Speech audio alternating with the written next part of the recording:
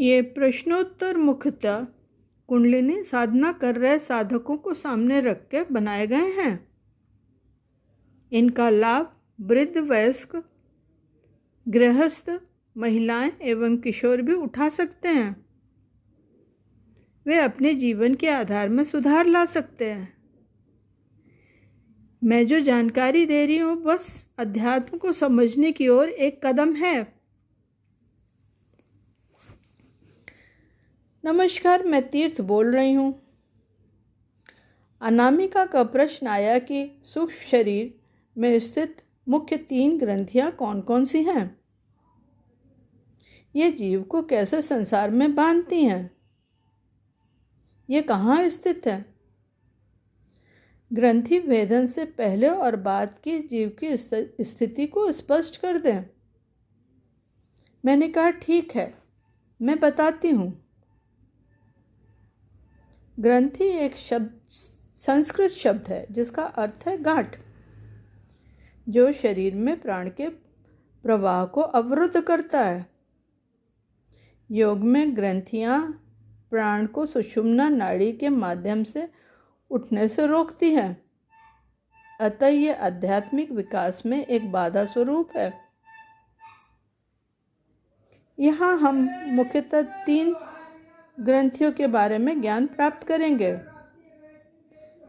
पहला है ब्रह्म ग्रंथि, दूसरा है विष्णु ग्रंथि और तीसरा है रुद्र ग्रंथि। पहला ब्रह्म ग्रंथि, इसकी स्थिति जान लें। ये मूलाधार में स्थित है।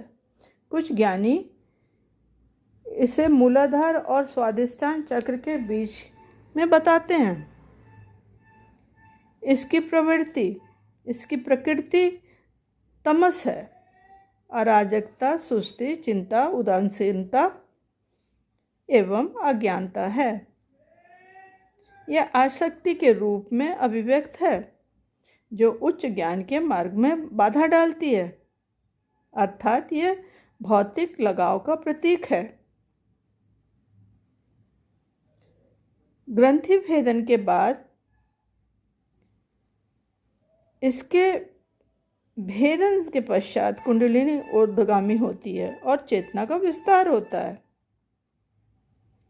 दूसरा है विष्णु ग्रंथि स्थिति। यह अनाहत चक्र में स्थित है। कुछ ज्ञानी इसे मणिपुर चक्र से अनाहत चक्र के बीच में स्थित मानते हैं, अर्थात सुषुम्ना नाड़ी पर स्थित है। इसकी प्रवृत्ति राजस, व्यक्तित्व, अहंकार, जुनून और आत्मकेंद्रित माना जाता है। भावनात्मक लगाव और अच्छे कर्मों को करने से जुड़ा है। सच्चे विवेक, ज्ञान और विश्वास से ही यह गांठ खुलती है। ग्रंथि भेदन के बाद क्या होता है?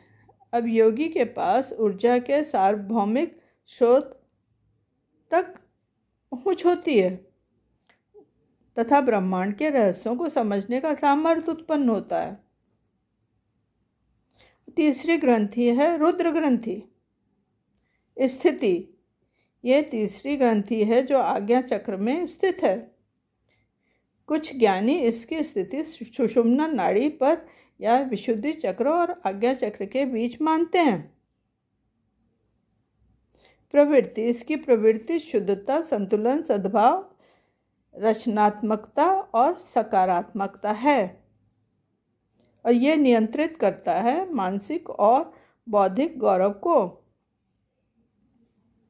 रुद्र ग्रंथि भी विवेक की शक्ति से ही भेदा जा सकता है। ग्रंथि भेदन के बाद सब सिद्धियों से वैराग्य स्वाभाविक रूप से होता है। इस प्रकार तीनों ग्रंथियों के भेदन से जीव मोक्ष का अधिकारी हो जाता है। तुम दोहरा दो, तुमने क्या सीखा? पहला है, सूक्ष्म शरीर में मुख्य 3 ग्रंथियां होती हैं। पहला है ब्रह्म ग्रंथि, वह मूलाधार चक्र पर। दूसरी है विष्णु ग्रंथि, वह हृदय चक्र पर, इसे हृदय ग्रंथि भी कहते हैं। और तीसरा है रुद्र ग्रंथि जो आज्ञा चक्र में स्थित है। दूसरा है 3 ग्रंथियों के भेदन से जीव मोक्ष का अधिकारी हो जाता है, उसके सभी चक्र शुद्ध हो जाते हैं और कुंडलिनी का ऊर्ध्वगमन होता है। ठीक है, फिर मिलेंगे। धन्यवाद।